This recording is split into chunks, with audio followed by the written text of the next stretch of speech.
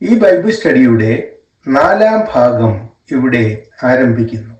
കേൾക്കാഞ്ഞാലോ 2-3 സാക്ഷികളുടെ വായാൽ സകലവും ഉറപ്പാക്കേണ്ടതിന് 1-2 പേരെ കൂട്ടിക്കൊണ്ട് ചെല്ലുക. നീ നിന്റെ സഹോദരനുമായിട്ട് നേരിൽ സംസാരിച്ചിട്ട് പ്രശ്നം തീരുന്നില്ല എങ്കിൽ എന്നാ പിന്നെ അവിടെ കിടക്കട്ടെ, തീരുമ്പം തീർന്നാ മതി എന്ന് പറയുകയല്ല ചെയ്യേണ്ടത്. 2-3 പേരെ, അതായത് സഭയിലുള്ള 2-3 പേരെ, 2-3 സഹോദരങ്ങളെ കൂട്ടിക്കൊണ്ട് അവന്റെ അടുത്ത് ചെല്ലണം.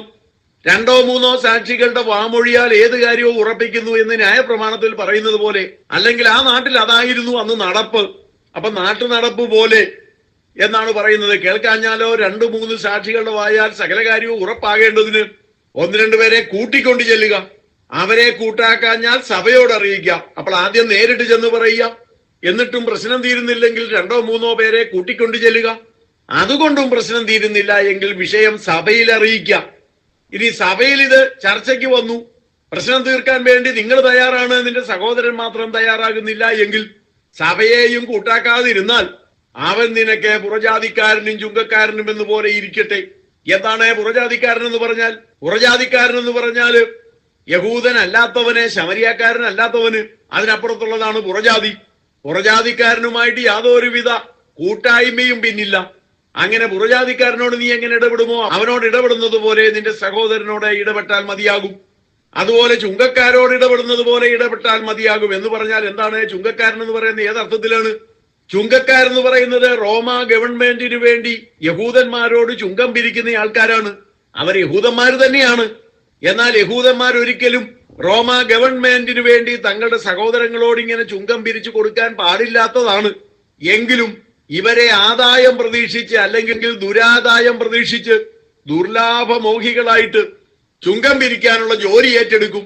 1,00,000 രൂപയാണ് പിരിച്ചു കൊടുക്കേണ്ടതെങ്കിൽ ഓരോരുത്തരോടും എത്ര രൂപയാണ് പിരിക്കേണ്ടത് എന്നൊക്കെ ആർക്കും അറിഞ്ഞുകൂടാത്തത് കൊണ്ട് ഇവർക്ക് വായി തോന്നിയത് പിരിക്കും.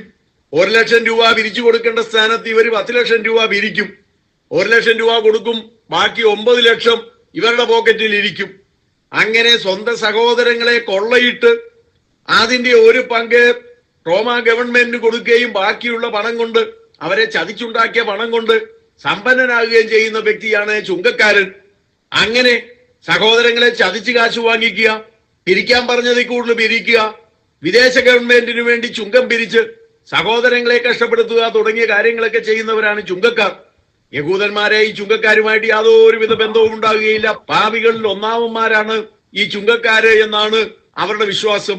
നിങ്ങൾ ചുങ്കക്കാരോട് ഇടപെടുന്നത് പോലെ, പുറജാതിക്കാരോട് ഇടപെടുന്നത് പോലെ പിന്നീട് നിന്റെ സഹോദരനോട് ഇടപെട്ടാൽ മതിയാകുമെന്നാണ് പറയുന്നത്. അതായത് സഹോദരൻ നിന്നോടാണ് പിഴച്ചതെങ്കിൽ പോലും നീ തന്നെ നേരിട്ട് ചെന്ന് പ്രശ്നം പരിഹരിക്കാൻ ശ്രമിക്കുക. പ്രശ്നം പരിഹരിക്കുന്നില്ലെങ്കിൽ 2-3 പേരെ കൂട്ടിക്കൊണ്ട് ചെന്ന് പ്രശ്നം പരിഹരിക്കാൻ നോക്കുക. അതുകൊണ്ട് സാധിക്കുന്നില്ലെങ്കിൽ സഭയിൽ അറിയിക്കുക. അവനെ പുറജാതിക്കാരനെയും ചുങ്കക്കാരനെയും ഒക്കെ പോലെ കണക്കാക്കിയാൽ മതിയാകും എന്നാണ് കർത്താവ് ഇവിടെ പറയുന്നത്. ഇത്രയും പറഞ്ഞിട്ട് കർത്താവ് അത്യന്തം ഗൗരവമുള്ള ഒരു കാര്യം കൂടെ പറയുന്നു. നിങ്ങൾ ഭൂമിയിൽ കെട്ടുന്നതെല്ലാം സ്വർഗത്തിലും കെട്ടപ്പെട്ടിരിക്കും, നിങ്ങൾ ഭൂമിയിൽ അഴിക്കുന്നതെല്ലാം സ്വർഗത്തിലും അഴിഞ്ഞിരിക്കും എന്ന് ഞാൻ സത്യമായിട്ട് നിങ്ങളോട് പറയുന്നു. അതായത് സഭ നിയമാനുസൃതം ഒരു തീരുമാനമെടുത്താൽ അതേ സ്വർഗത്തിലും അംഗീകരിക്കുമെന്നാണ് കർത്താവ് പറയുന്നത്. പക്ഷേ അത് നിയമാനുസൃതമായിരിക്കണം. കൂട്ടുകാരൻ നിന്നോട് പിഴച്ചപ്പോൾ നീ എന്ന് പ്രശ്നം പരിഹരിക്കാൻ ശ്രമിച്ചിട്ട് നടക്കാതെ വന്നു. 2-3 പേരെ കൂട്ടിക്കൊണ്ട് എന്നിട്ടും പ്രശ്നം പരിഹരിക്കാൻ പറ്റിയില്ല. അത് കഴിഞ്ഞ് സഭയെ അറിയിച്ചു. സഭയെയും കൂട്ടാക്കാതിരുന്നാൽ മാത്രമാണ് ഗുരുതരമായി നടപടി എടുക്കുന്നത്. അങ്ങനൊരു നടപടി ഇവിടെ എടുത്താൽ സ്വർഗവും ആ നടപടി അംഗീകരിക്കും. അതോടുകൂടി അവനെ സ്വർഗത്തിലെ ലിസ്റ്റിൽ നിന്ന്, ജീവന്റെ പുസ്തകത്തിൽ നിന്ന് അവന്റെ പേര് വെട്ടിക്കളയും. അവൻ നിത്യനാശത്തിലേക്ക് പോകേണ്ടതായിട്ട് വരും. ഇതാണ് കർത്താവ് പറഞ്ഞതിന്റെ അർത്ഥം. ഇത് പറഞ്ഞിട്ടാണ് നാം കുറിവാക്യമായി വായിച്ച വാക്യങ്ങളിലേക്ക് കർത്താവ് വരുന്നത്. ഭൂമിയിൽ വെച്ച് നിങ്ങളിൽ 2 പേർ യാചിക്കുന്ന ഏത് കാര്യത്തിലും ഐകമത്യപ്പെട്ടാൽ അത് സ്വർഗസ്വനായ എന്റെ പിതാവിങ്കൽ നിന്ന് അവർക്ക് ലഭിക്കും. അപ്പൊ ഈ ഭൂമിയിലെ 2 പേർ ഐക്യമത്യപ്പെട്ട് എന്ത് ചോദിച്ചാലും അത് തരാമെന്നാണ് പറയുന്നത്. കർത്താവ് ഒരു വാഗ്ദത്തം തന്നു എന്ന് കരുതി ദുർവിനിയോഗം ചെയ്യാൻ പാടില്ല. ഉദാഹരണമായിട്ട് നിന്റെ കാല് കല്ലിൽ തട്ടിപ്പോകാതെ വണ്ണം സൂക്ഷിക്കാമെന്ന് വാഗ്ദത്തമുണ്ട് എന്ന് കരുതിക്കൊണ്ട് ദേവാലയത്തിന്റെ മുകളിലോട്ട് കയറിയിട്ട് താഴോട്ട് ചാടേണ്ട കാര്യമില്ല. പാറപ്പുറത്ത് കയറി നേരെ താഴോട്ട് ചാടേണ്ട കാര്യമില്ല. കർത്താവ് കാത്തുകൊള്ളാമെന്ന് പറഞ്ഞു. അതുകൊണ്ട് കർത്താവിനെ പരീക്ഷിക്കേണ്ട ആവശ്യമില്ല. ആവശ്യമുള്ളതൊക്കെ വേണം കർത്താവിനോട് ചോദിക്കാൻ. അല്ലാതെ ഭോഗേച്ഛകളിൽ ചിലവിടേണ്ടതിന് വേണ്ടി എന്തെങ്കിലുമൊക്കെ വല്ലാതെ യാചിക്കുക എന്ന പരിപാടി 2-3 പേര് കൂടിയാന്നേ പോലും ചെയ്യാൻ പാടില്ല. എന്നാൽ പ്രാർത്ഥിക്കുമ്പോൾ ഒറ്റയ്ക്ക് പ്രാർത്ഥിച്ചാൽ മറുപടി കിട്ടും. ഒറ്റയ്ക്ക് പ്രാർത്ഥിക്കുന്നതിലും പല മടങ്ങ് മറുപടി കിട്ടും 2 പേര് ഐകമത്യപ്പെട്ട് ചോദിച്ചാൽ. അത്രയൊക്കെ കർത്താവ് ഈ പറയുന്നതിന് അർത്ഥമുള്ളൂ.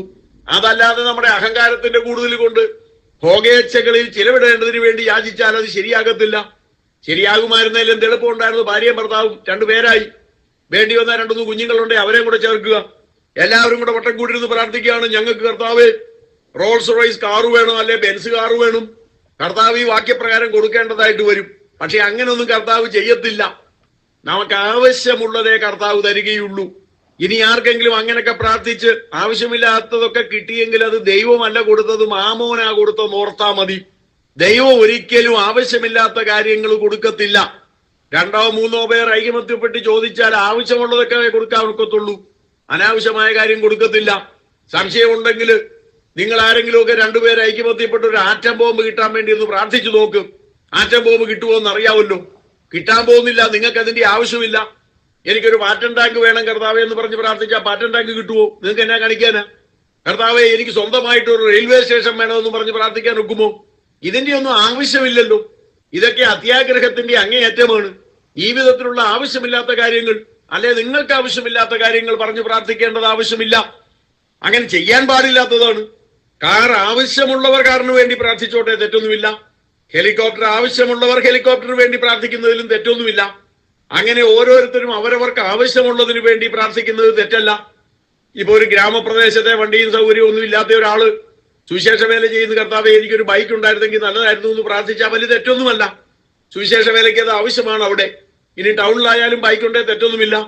അതിൽ കൂടുതൽ യാത്ര ചെയ്യേണ്ട ആളാണ് എങ്കിൽ ഒരു കാറിന് വേണ്ടി പ്രാർത്ഥിക്കുന്നത് തെറ്റല്ല. സ്വന്തമായി വീടില്ലെങ്കിൽ കുറച്ചു കാലം വാടക വീട്ടിലൊക്കെ ഏതായാലും താമസിക്കണം. കുറെ കാലമൊക്കെ താമസിച്ച് കഴിഞ്ഞിട്ട് കർത്താവേ നീ എന്നോട് മനസ്സലിയുന്നെങ്കിൽ നിന്റെ ഹിതമെങ്കിൽ ഒരു വീട് തരണം കർത്താവേ എന്ന് പറയുന്നത് അത്ര ഗുരുതരമായ തെറ്റല്ല. പക്ഷെ വീട് തരണമെന്ന് പ്രാർത്ഥിച്ചിട്ട് 7 നില മാളിക വേണമെന്ന് പറഞ്ഞാണ് പ്രാർത്ഥിക്കുന്നതെങ്കിൽ, ഭാവനയെ കണ്ട് പ്രാർത്ഥിക്കണമെന്ന് ചില പ്രോസ്പെരിറ്റി തിയോളജിക്കാരൊക്കെ പറയുന്നത് കേട്ടിട്ട് 7 നില മാളികയുടെ പടവും വരച്ചു വെച്ച് പ്രാർത്ഥിക്കുകയാണെങ്കിൽ അതൊക്കെ ആവശ്യമില്ലാത്ത ഇടപാടാണ്. നമ്മുടെ ദൈവത്തെ ഇതുപോലെ പരിഹസിക്കരുത് എന്നേ എനിക്ക് പറയാനുള്ളൂ. ഈ ബൈബിൾ സ്റ്റഡിയുടെ 4ാം ഭാഗം ഇവിടെ അവസാനിക്കുന്നു.